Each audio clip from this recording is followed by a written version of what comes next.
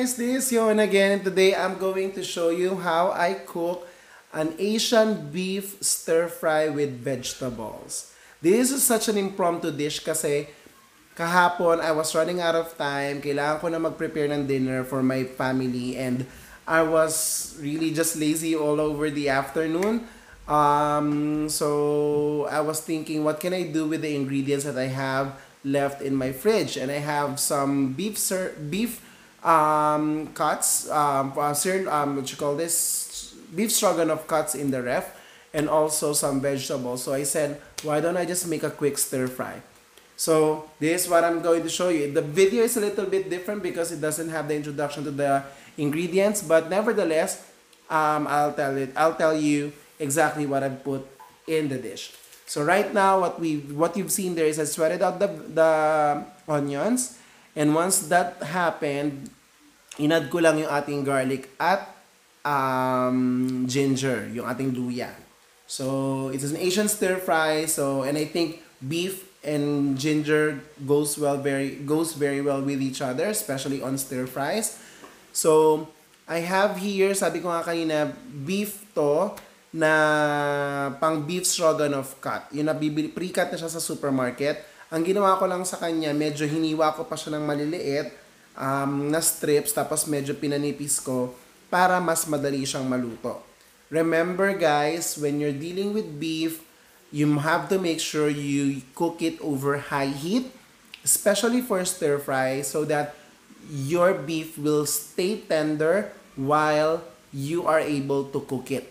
Okay? Pag hindi mainit na mainit ang inyong kalan or ang inyong kawali sa pag-stir fry nito, ang mangyayari, kailangan nyo na siyang pakuluan kasi titigas yung karne.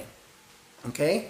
So right now, what you've seen there, I've just added some salt and pepper, and I'm just continuing to sear all the sides of the beef.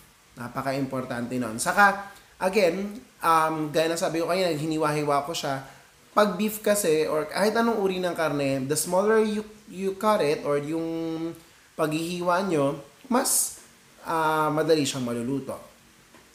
Ayan. So, yung nakita nyo na inad ko, that's 2 tablespoons of soy sauce, tapos 1 tablespoon of brown sugar na pinagsali ko lang, tapos isang sachet ng oyster sauce, yung nabibili na pangkaraniwan sa tindahan, which is roughly around 2 tablespoons as well.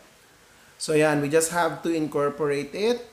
Medyo nawawala na yung pagka-pink ng ating baka.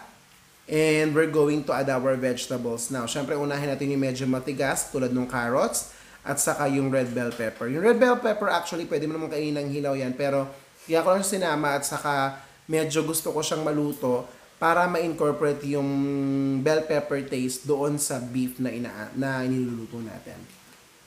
Sabi ko nga kahapon, I could have marinated this overnight or ahead of time para medyo, alam mo yon, hindi ako nag-aalanganin kung matigas ba siya or malambot ba siya. Pero, yun nga, medyo parang naging emergency case yung kahapon. So, I was like, you know what, I'm just gonna make use of what I have.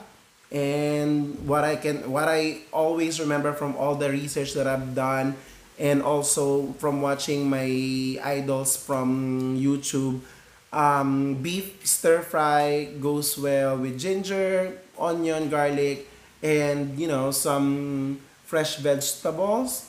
That would be really great already. So yun ang nangyari. So kaya yun ang ginawa ko.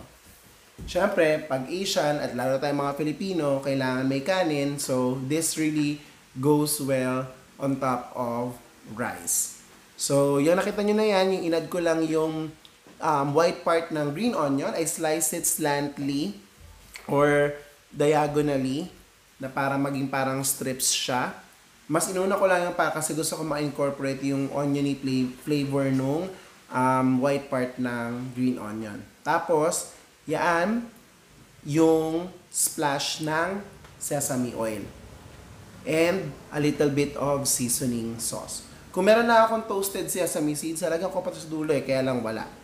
And that's it. I do have a photo of this, I believe. I don't know if I do, but I'm going to post it on our channel, on Instagram and on our Facebook page. Alright, so that's it guys. I hope you guys like it, and if you do, please subscribe to our channel and kindly support our channel by hitting the notification button so that you can be notified every time we upload a new video.